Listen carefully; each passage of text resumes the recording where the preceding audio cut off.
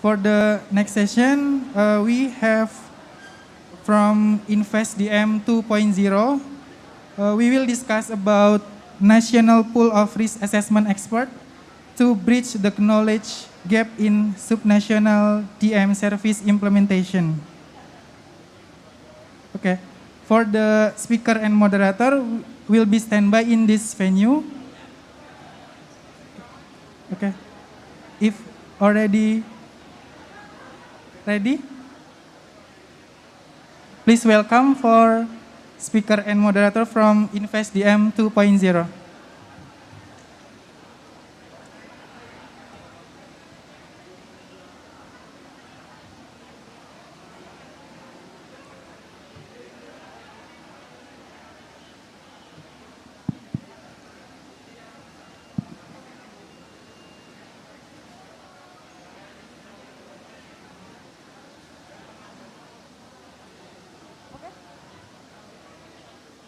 Silakan Pak.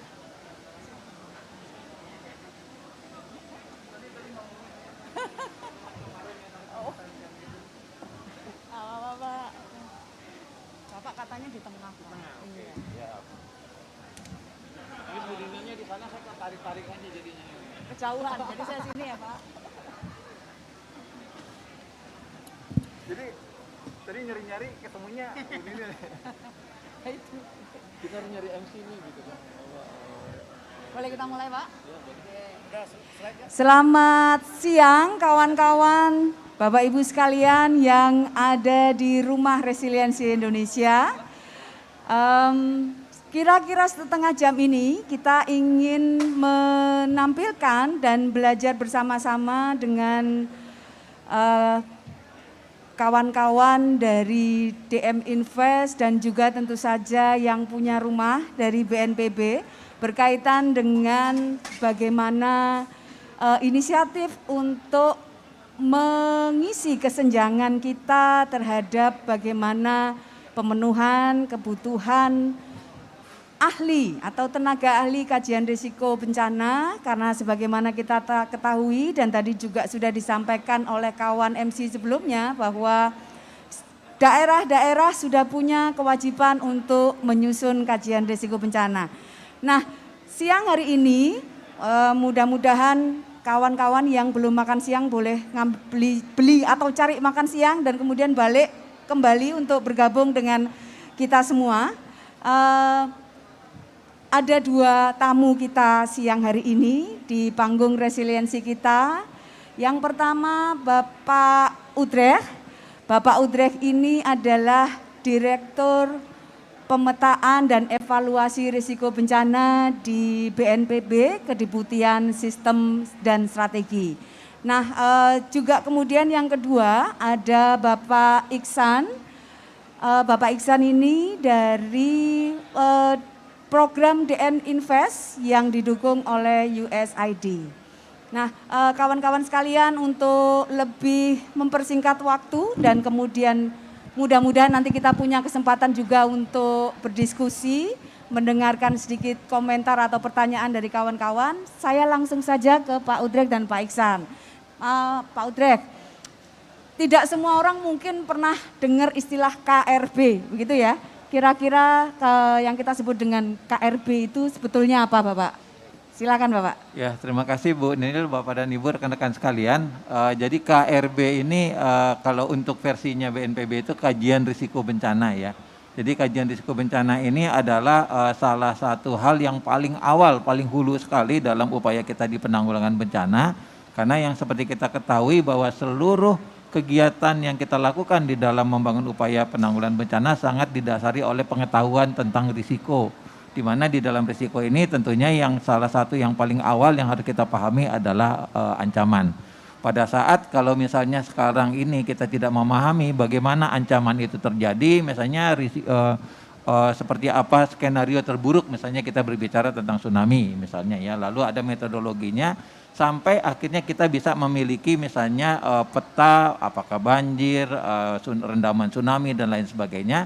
Maka dari kajian risiko bencana itulah baru kita bisa buat perencanaan yang lain gitu ya. Perencanaan misalnya sekarang rencana penanggulangan bencana, rencana kontingensi dan sekian banyak rencana lainnya. Jadi memang apabila kajian risiko ini benar, maka perencanaannya bisa benar. Kalau kajian risikonya tidak benar, berarti perencanaannya juga akan menjadi keliru. Jadi demikian pentingnya KRB ini Bu Nindul. Baik, terima kasih. Jadi dokumen atau yang dan sebenarnya bukan hanya dokumen ya, tetapi ada peta-peta di dalamnya, Ya, Bapak betul, ya. peta. Peta-peta di dalamnya ini akan membantu kita untuk mengidentifikasi risiko bencana yang ada di satu wilayah ya. Oh maaf Bapak, dokumen KRB itu yang punya siapa Bapak?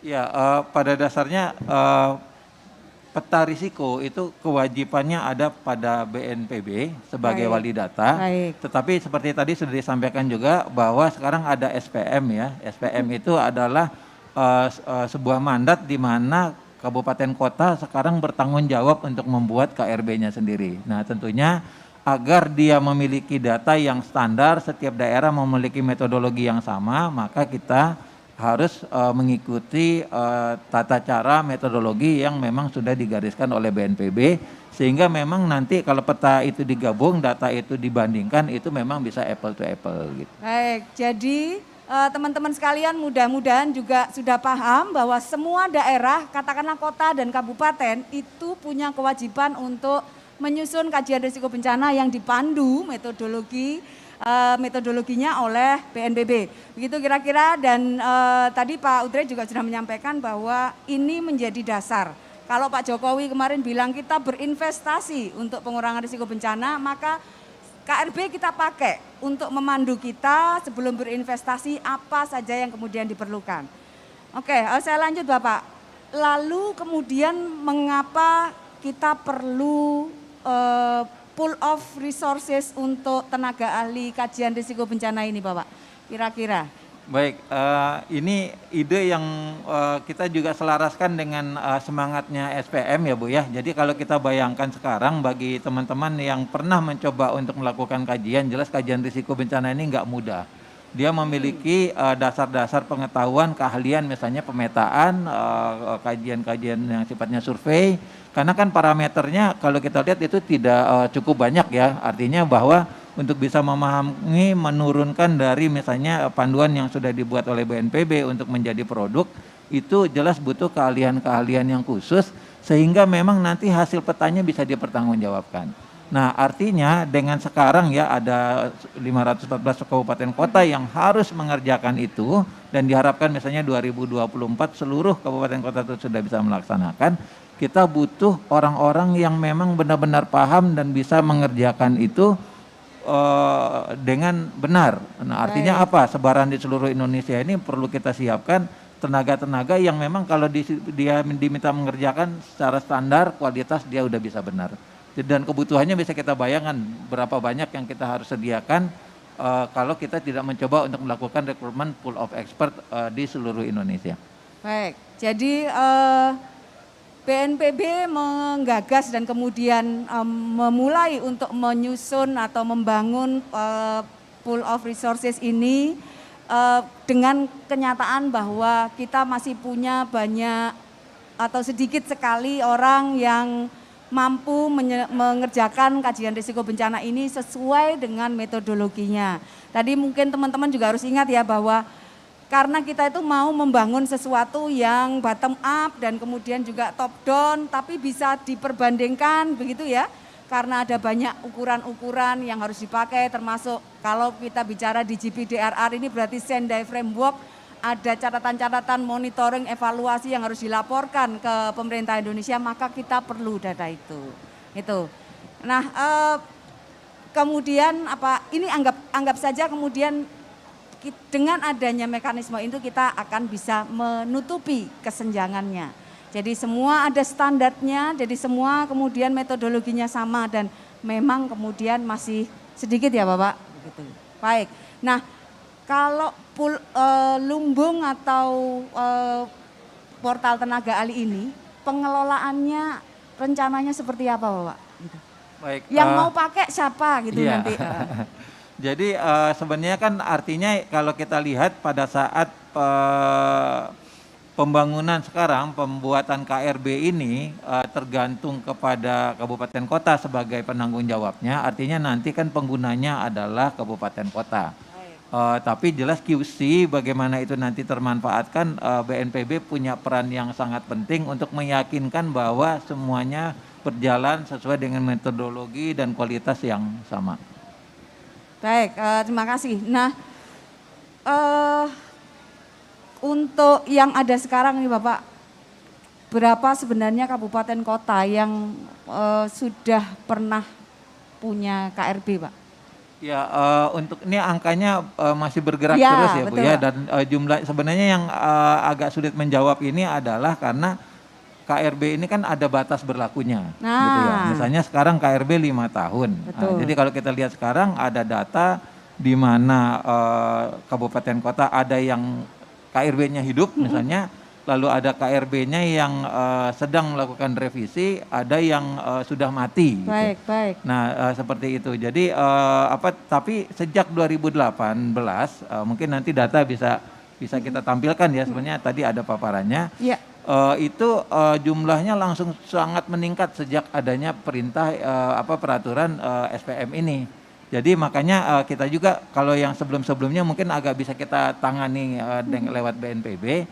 Yang sekarang kita jelas membutuhkan resources yang untuk bisa mendukung itu. Jadi memang jumlahnya meningkat sangat drastis, dan saat ini kami juga sedang melaksanakan bimbingan teknis kedua di Bali ini. Baik, jadi BNPB juga bersamaan dengan kegiatan ini, kalau nggak salah di awal ya, itu juga ada BIMTEK untuk BPBD Kak Pak? Ya. Untuk BPBD. Untuk BPBD sebagai apa ya, yang nanti akan melakukan kajian risiko bencana, tentu saja dibantu dengan para ahlinya untuk mensosialisasikan, menguatkan lagi tentang produk KRB dan bagaimana kemudian penyusunannya. Baik, terima kasih, dan mudah-mudahan dengan adanya SPM nanti seluruh Indonesia sudah selalu punya kajian risiko bencana yang masih hidup ya Pak? Ya, Oke. harusnya begitu. Ya, buat teman-teman di sini ada yang daerahnya KRB-nya sudah mati? Ada, di mana Mas? Di DIY sudah mati ya? Baru mau diupdate. Ada lagi yang sudah mati atau baru tahu kalau itu harus punya daerah? Jadi harus punya ya, dengan SPM berarti daerah harus memfasilitasi itu. Makanya kemudian BNPB kemudian mensupport bagaimana daerah memenuhi KRB-nya dengan pool of resource kajian risiko bencana. Baik, Bapak, untuk beberapa waktu yang lalu saya mendengar bahwa BNPB melalui portalnya ini kemudian sudah melakukan rekrutmen. Nah, penyelenggaraan manajemen portal ini dan rekrutmennya dilakukan sendiri oleh BNPB ataukah bagaimana kemudian USAID mensupport kegiatan ini? Jadi kegiatan ini sebenarnya bukan diinisiasi tahun ini saja ya. Baik, jadi sudah baik. diinisiasi tahun lalu dengan bantuan DM Invest. USAID ini sangat membantu sekali kita untuk bisa menyediakan sebuah konsep rekrutmen dengan dengan pemahaman ukuran yang sudah dipersiapkan. Jadi memang satu tahun itu kita mencoba menggodok nih, kalau misalnya kita sekarang mau rekrutmen itu apa aja yang harus kita lakukan, dan itu kita coba selesaikan dalam 1 tahun yang lalu. Nah, dari hasil yang ada itu maka implementasi itu kita lakukan di tahun ini. Tentunya tidak ada satu hal yang bisa langsung bisa sempurna ya, tapi yang jelas kalau kita melihat bagaimana kemarin antusias dari para peserta yang mendaftar itu menunjukkan bahwa program bersama DM Invest ini sebenarnya juga memberikan solusi yang ditunggu-tunggu oleh masyarakat, dan tentunya ini menjadi salah satu kesempatan bagi para ilmuwan untuk bisa mendapatkan kesempatan untuk menggali ilmu, lalu mendapatkan pengakuan dan juga diberikan rekomendasi bahwa yang bersangkutan setelah melewati proses itu bisa diterima oleh BPBD misalnya atau mungkin juga BNPB dalam beberapa kegiatan. Jadi ini 2 tahun ini secara konsisten dan tentunya tahun depan juga mungkin kita akan terus mencoba menyempurnakan dan mengembangkan kembali sehingga memang nanti penyediaan atau pool of export ini benar-benar bisa terdistribusi dan di seluruh daerah itu ada. Baik, terima kasih.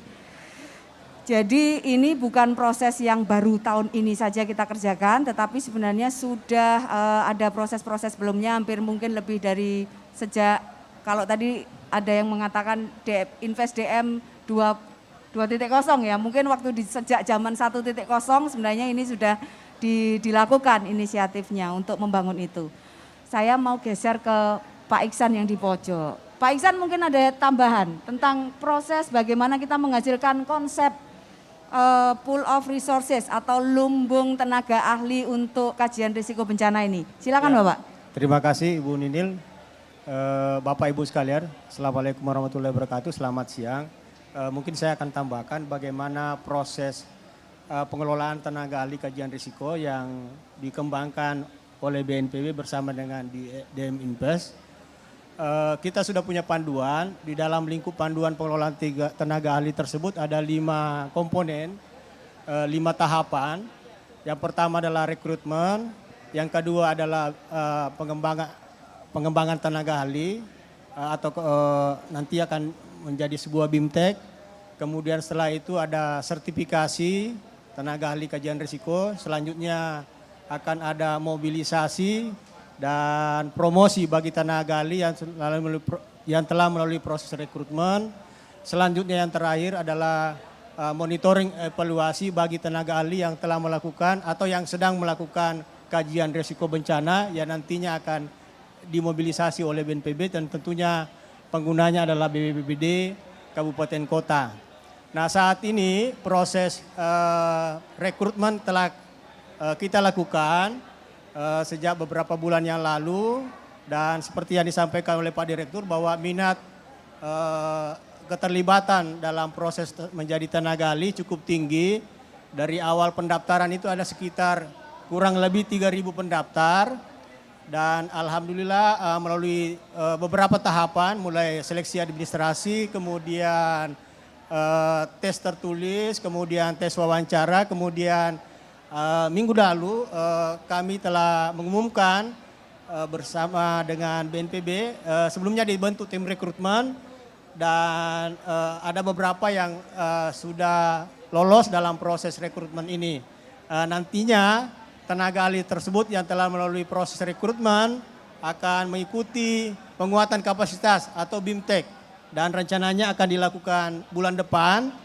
Dan setelah itu ada beberapa tahapan lagi yang akan dilakukan seperti yang ada di dalam panduan.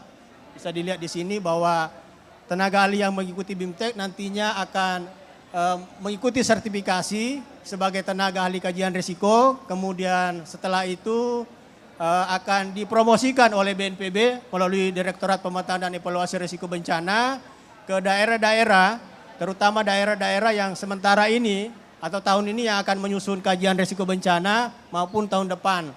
Nah setelah itu ada mekanisme monitoring bagaimana hasil-hasil kerja daripada teman-teman tenaga ahli dalam melakukan kajian risiko bencana.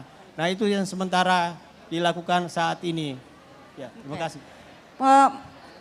Boleh tanya Pak, ini yang merekrut itu atau yang menyeleksi tadi itu siapa Pak? Jadi sebelumnya yang merekrut itu adalah tim rekrutmen yang mendapatkan penugasan dari Direktorat Pemetaan Evaluasi Risiko Bencana, dalam hal ini Pak Udrek, yang memberikan tugas disebut tim rekrutmen yang terdiri 3 orang dan dibantu beberapa tim administrasi untuk mengikuti proses rekrutmen itu. Nah semua proses itu dilakukan oleh tim rekrutmen dan itu sesuai dengan apa yang kita kembangkan melalui portal tenaga ahli, portal ahli risiko bencana. Jadi bapak-bapak, ibu-ibu yang nantinya tahun depan direncanakan oleh direktorat yang didukung oleh Invest DM akan melakukan rekrutmen kembali. Karena jumlah yang berhasil lolos ini masih sangat sedikit Dan tentunya seperti yang disampaikan bahwa ada banyak kabupaten kota yang akan melakukan kajian risiko bencana. Terima kasih. Baik, terima kasih Pak Udrek. Apakah kemudian ketika ada yang namanya tenaga ahli kajian risiko bencana, ini profesi jenis baru atau okupasi baru atau bagaimana Bapak? Ahli apa sih sebenarnya gitu? Boleh Ya, diceritakan sedikit? Ya sebenarnya karena ini adalah sebuah kegiatan yang kalau kita lihat kan akan rutin ya. Karena Baik, kan betul, peta rutin. risiko ini akan terus tiap 5 tahun, misalnya KRB itu harus diperbaharui.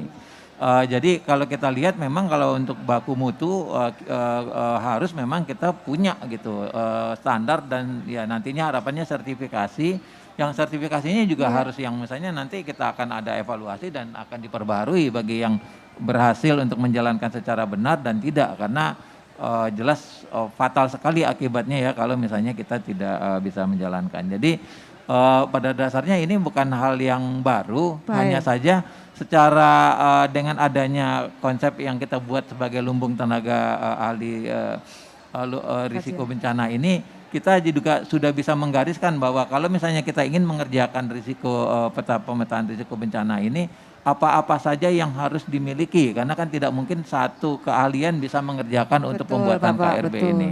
Jadi ini jumlah keahlian yang banyak dan tentunya diharapkan juga semakin banyak expert ini nanti ada inovasi-inovasi yang dihasilkan yang setiap saat lalu akan ada perbaikan-perbaikan bagi kita dalam menyempurnakan peta risiko kita.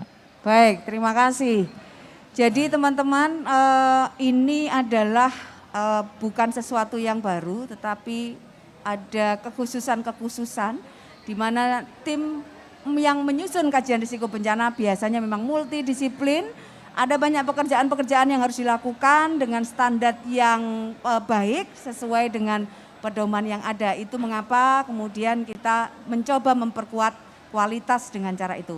Pak Iksan, Ya. boleh tahu yang direkrut itu ada banyak jenis. Kalau tadi Pak Udrek menyampaikan ini pekerjaan tim, maka saya membayangkan di dalam tim itu, tim kajian risiko bencana, dan yang kemudian direkrut pasti bukan hanya satu jenis gitu atau posisi. Apa saja Pak? Ya. Terima kasih Mbak Ninil. Untuk tahun ini rekrutmen yang dilakukan oleh Direktorat Pemetaan Evaluasi Risiko Bencana itu ada 7 posisi. Ada atau 7 posisi ya? keahlian. Yang Oke. pertama adalah tim leader, yang kemudian kedua adalah ahli bahaya. Tentunya adalah beberapa bahaya yang ada di dalam Undang-Undang Penanggulangan Bencana, kalau 12 bahaya atau 14 bahaya. Kemudian ada ahli sosial, tenaga ahli sosial, kemudian tenaga ahli statistik, kemudian tenaga ahli tata guna lahan, kemudian tenaga ahli JIS, kemudian asisten ahli. Nah, komposisi tenaga ahli yang kebetulan lolos ini masih belum menyebar ke seluruh provinsi yang ada di Indonesia, bahkan kabupaten kota. Olehnya itu ke depan kita upayakan proses semacam ini akan tetap berlanjut dan tentunya ya seperti yang dalam panduan ini akan berjalan terus. Karena ada dalam sistem portal yang disediakan. Baik, selain bahwa kebutuhannya pasti akan berjalan terus karena KRB ada matinya harus diperbaiki dan seterusnya seperti itu. Ada teman-teman di sini yang kemarin ikut melamar di tenaga ahli kajian risiko bencana? Ada? Kak Koko enggak? Enggak, begitu ya. Sebenarnya saya melihat ada yang melamar kemarin tapi masnya lagi enggak ada mungkin gitu. Enggak ada, saya tanya sekali lagi teman-teman yang ada di sini, ada yang kemarin ikut melamar menjadi tenaga ahli kajian risiko bencana di portal kalau enggak saya www.ahlirisikobencana gitu ya, BNPB, seperti itu. Enggak ada? Baik, berarti mudah-mudahan kita bisa berdoa bahwa sistem yang ada bisa cukup populer sehingga kawan-kawan kemudian baik BPBD maupun kawan-kawan calon-calon tenaga ahli yang ada di sini dari multidisiplin nanti suatu saat juga bisa bergabung. Dan tadi juga Pak Udrek sudah mengatakan bahwa ini bentuk usaha supaya kita juga ada inovasi ya di kemudian hari bahwa saat ini apa yang masih perlu diperbaiki bisa kita perbaiki. Nah, Pak Iksan tadi menceritakan proses untuk pengelolaan manajemen tenaga ahli ini atau pengelolaan bersama manajemen ya, tapi ada banyak ya. Jadi mulai rekrutmen, kemudian ada lagi belakangnya yang mulai sampai dipakai sampai evaluasi, saya dengar seperti itu. Nah, kira-kira yang ada sekarang berapa orang, Pak? Ya. Kalau tadi Pak Ihsan menyebutkan belum rata seluruh Indonesia. Ya, dari jumlah yang melamar dari awal itu sebanyak 2.998. Hampir 3.000-an orang hampir mendaftar 3.000-an ya. yang Oke. melamar dan kemarin setelah melalui proses rekrutmen dan diumumkan ada sekitar 65 yang lolos. Ya, dan akan dilanjutkan dengan capacity building atau peningkatan kapasitas bagi teman-teman sehingga seperti yang diharapkan bahwa nantinya kajian risiko yang disusun punya standar yang sama, baik yang ada di kabupaten kota A maupun dengan kabupaten B. Nah, kira-kira itu dan harapannya ke depan karena ini masih uji coba, tentunya banyak kelemahan-kelemahan, mungkin kekurangan-kekurangan yang nantinya kita akan terus memperbaiki sehingga proses nantinya lebih bagus ke depannya. Dan tahun ini kita akan update terus sistem yang kita kembangkan bersama dengan BNPB dan sekali lagi kita berharap ke depan akan lebih banyak yang akan terlibat. Terima kasih. Baik, Pak Udrek barangkali strategi untuk bagaimana membuat ini bisa lebih besar, kemudian juga lebih banyak kawan-kawan yang akan mendaftar, kemudian dan yang penting ada yang pakai Bapak BPBD ini. Apa kira-kira yang akan direncanakan BNPB ke depan untuk promosi atau pengembangan kapasitas dan lain sebagainya? Silakan Bapak. Ya, satu ya kalau kita lihat kegiatan ini sebenarnya yang benar-benar diuntungkan adalah para pendaftar ya. Satu, daftarnya nggak bayar. Memang ada usaha yang agak berat mungkin ya karena tahap seleksinya cukup berat. Ya. Tapi lalu kalau misalnya nanti lolos terus ada peningkatan kapasitas. Itu juga nggak bayar gitu kan. Nah dari hasil yang ada artinya kan nanti kalau sekarang nih BNPB menyampaikan, nah BNPB juga punya kebutuhan tentunya dengan tenaga ahli yang ada. Lalu nanti kabupaten kota sudah lihat misalnya seperti ini. Itu kan otomatis mereka dengan mudah bisa kita mencari ya data list dari portal yang ada. Siapa saja sih yang sebenarnya memang bisa untuk menjalankan ini dan udah rekomendasi BNPB. Itu yang pertama. Yang kedua, kedepannya tentunya bisa kita bayangkan kalau misalnya sekarang dari program kita nih yang ada ini dan kita juga ke depan yang mungkin paling menarik juga yang kita akan upayakan ke depan adalah sertifikasi. Jadi kalau misalnya sekarang kan semua sebenarnya hal-hal yang sifatnya certified itu menjadi penting ya. Betul Bapak. Karena artinya mungkin ke depan bisa jadi kalau kita sudah semakin mapan yang kita bisa terima adalah pekerjaan-pekerjaan yang memang dilakukan oleh tenaga tersertifikasi. Baik. Ini di seluruh dunia juga akan seperti itu. Jadi ini bisa kebayang nanti ini bisa menjadi sebuah bola salju ya, di mana nanti orang jadi punya keinginan dan kemauan untuk bisa memiliki sertifikasi karena sebenarnya siapapun bisa gitu ya untuk bisa terlibat dan tentunya orang-orang BPBD juga butuh certified juga. Jadi kalau misalnya sekarang mereka merekrut tapi mereka nggak mengerti apa yang dikerjakan, mereka juga nggak bisa QC. Jadi dan tentunya kita akan upayakan bagaimana nanti baik portal dan tentunya kalau sudah sertifikasi ya saya juga tidak bisa membayangkan karena pola pelatihannya cukup berat. Apakah nanti ke depan bisa jadi mungkin dilakukan oleh pihak lembaga sertifikasi dan lain sebagainya sehingga kualitasnya bisa berjalan dan kegiatan ini juga bisa bergulir. Tapi ini mestinya kan kalau secara logika bisa benar-benar bisa berjalan dengan baik ya dengan adanya demand KRB itu memang banyak, kabupaten kota punya kebutuhan, ada yang sudah tersertifikasi jadi ada tingkat keamanan juga bagi BPBD itu untuk merekrut orang-orang yang akan terpercaya. Makanya sebenarnya kami sangat berharap sekali nanti mungkin perlu campaign juga ya Bu ya. Betul Bapak. Perlu campaign dan sangat diharapkan paling utama adalah rekan-rekan dari perguruan tinggi karena memang kami sangat berharap sekali ketangguhan ini terbangun dengan kolaborasi yang dibangun di mana perguruan tinggi itu bisa menjadi lembaga yang bisa mendampingi BPBD untuk mengangkat atau memperkuat ketangguhan di daerah. Nah, ini kesempatan yang sangat baik sekali sebenarnya. Iya. Baik, terima kasih. Jadi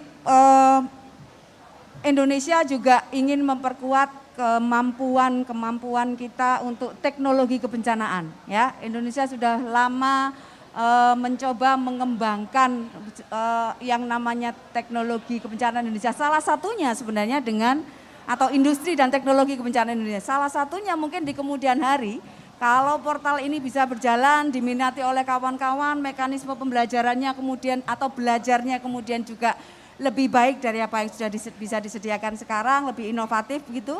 Saya kira kemungkinan mungkin tidak hanya Indonesia saja dengan kebutuhan 500 sekian kota kabupaten kita, tetapi juga mungkin negara-negara tetangga dengan karakteristik yang sama. Mungkin juga sesuai dengan tema GPDRR, khusus untuk kepulauan kita bisa melakukan inovasi bagaimana kajian risiko bencana harus dilakukan.